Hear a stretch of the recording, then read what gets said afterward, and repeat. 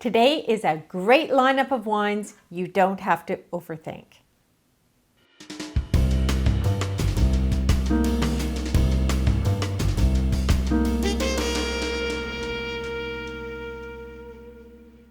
Hi, I'm Carolyn Evans-Hammond and welcome to my tasting room.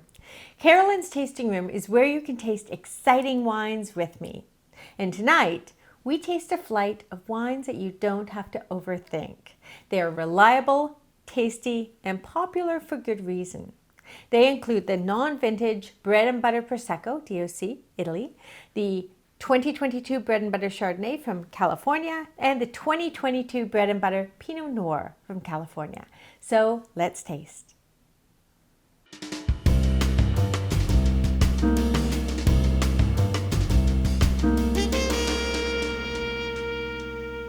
And the first wine in our flight is a Prosecco. It's Bread and Butter Prosecco, great easy label. I like the labels on these wines because they're not shouting about anything. They're quite minimalist, but this is Prosecco. It says Bread and Butter Prosecco. You know what you're getting. So you know that the wine is going to be based on Glera, which is that grape variety that is Prosecco really. And it tastes like pear to me. It smells and tastes like pear. So pour yourself a glass.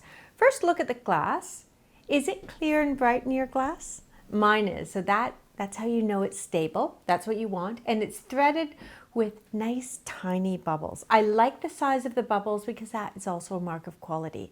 Sometimes you'll get a Prosecco or a sparkling wine made in the tank method and the bubbles are a little bit large, not quite as nice in the mouth. So that's why I like that when you're looking at the glass. And they're also persistent, which suggests you've got some nice pressure in there. So have a sniff. So you immediately notice the pear, don't you?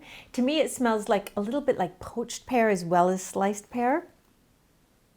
And I'm getting a bit more on here. I'm also getting a little bit of citrus. Do you get that? Sort of lemon zest and a touch maybe of orange.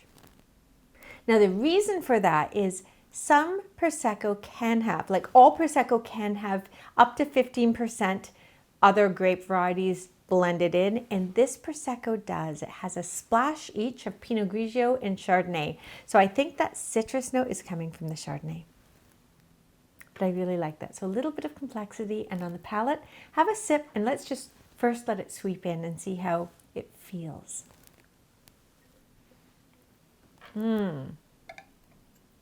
Lovely, easy drinking. There's a deliciousness here that makes it moorish, makes you want to just keep sipping. It's round as opposed to too vertical or too crisp or at all shrill. And that's actually because this is an extra dry style. An extra dry style is slightly sweeter than a Brut. This one has 13 grams per liter of residual sugar, which is why it's slightly more than the 12% threshold of a Brut. And that gives it that round character. Lots of mouth-watering acidity, so it tastes beautiful. It tastes balanced. There is tension, but it's so easy drinking. Just like the brand would suggest. Bread and butter. You don't have to overthink it. You can rely on it to be a pleasure in the mouth. So let's have a sip and we'll taste it technically. Let's focus on the sides of the palate to see how much our mouth waters, because that is where we detect acidity. Let's see how much our mouth waters. Have a sip. Are you surprised? It's hard to talk. My mouth keeps watering. That tells us that yes, lots of brisk acidity, high acidity, but beautifully balanced with the fruit center and a little bit of residual sugar that you can notice on the tip of the tongue. Great balance here. Nice and pristine, beautifully clean, nothing at all off-putting. I like that. And it's still there. Do you notice the length? It's still there, so it leaves the palate seasoned, another mark of quality. Now let's have one more quick sip and see if we're noticing everything on the nose as well as anything else echoing on the palate.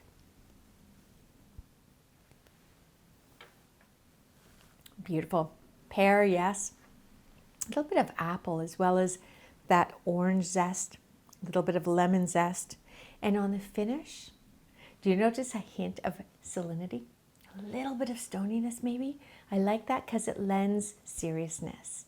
So Beautiful wine, quite appealing, the kind of wine I want to pour with big squares of rosemary and, olive oil drizzled focaccia.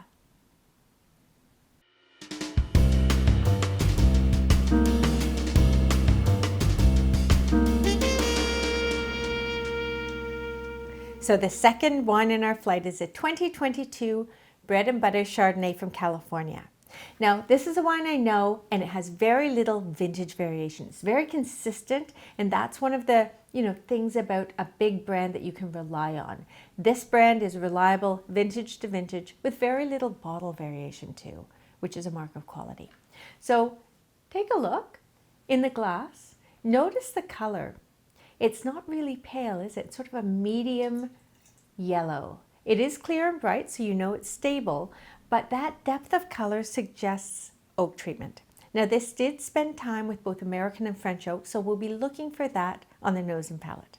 So give it a swirl and have a sniff. Can you smell that?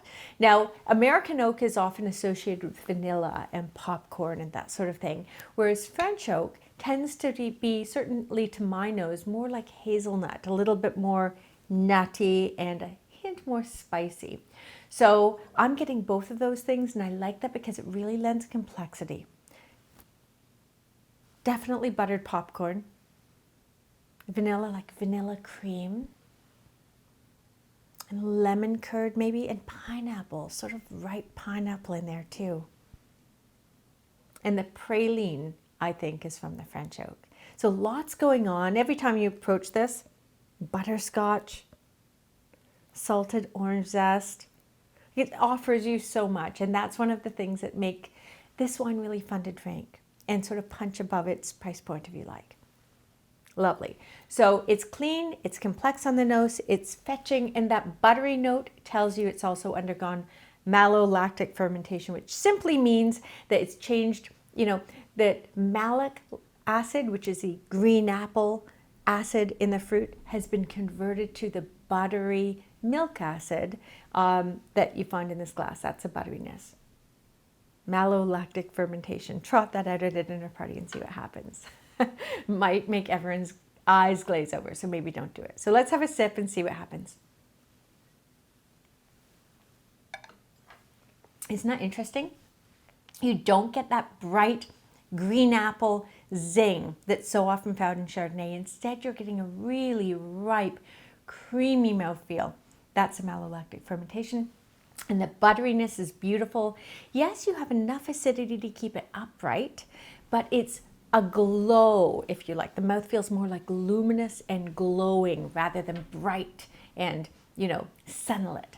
So lovely mouthfeel. I like that. And it cascades. Are you noticing all the complexity cascading?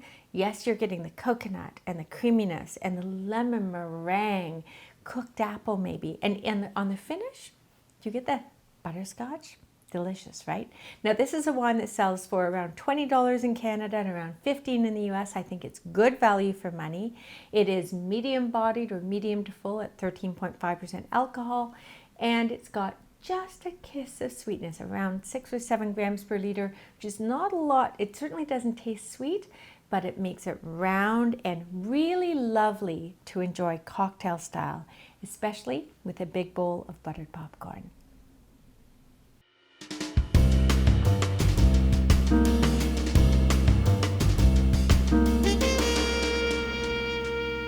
And the third wine in our flight is red. It's a 2022 Bread and Butter Pinot Noir.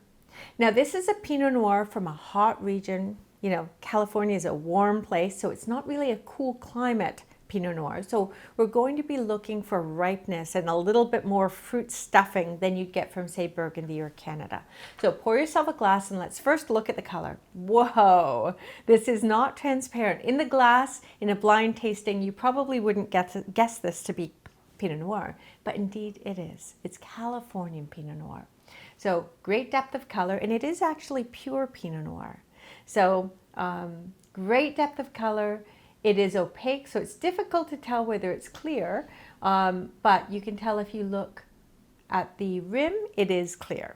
So give it a swirl and a sniff. Oh, That's really bold for Pinot Noir. This is very ripe and sun-drenched. And have a sniff and let's see if we can see what we're smelling. Poached plum, deep raspberry, sort of black raspberry, black cherry, lots. Now this is oaked, French and American oak again, so you're getting some of those nuances. I'm getting coffee and mocha.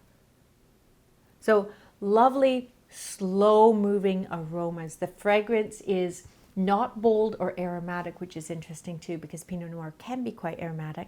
Instead, we're getting slow moving, heady aromas that are very rich and ripe. Welcome to California. So let's have a sip and see how it speaks to us. Isn't that lovely? Now, this is where you know it's Pinot Noir, because it's not lush and velvety like Cabernet Sauvignon specifically. Instead, you have this slow moving, ripeness that's completely smooth and glossy.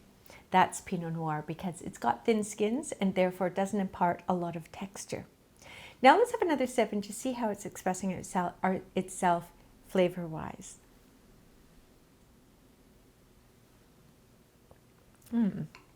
Ripe, isn't it?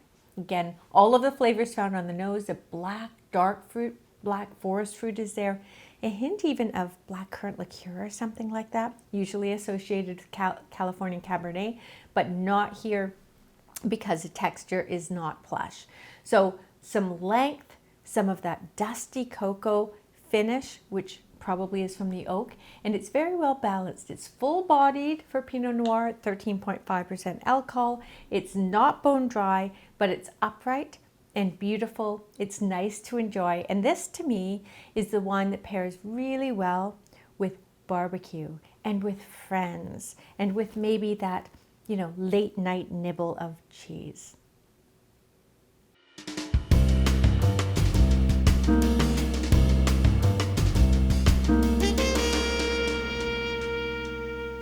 So there you have it.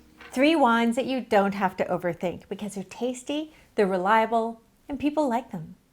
Which one did you like best? Let me know in the comments below. And don't forget to like and subscribe because I'm coming right back with another flight of delicious wines, spirits, and other drinks here on Carolyn's Tasting Room so you can drink better and learn how.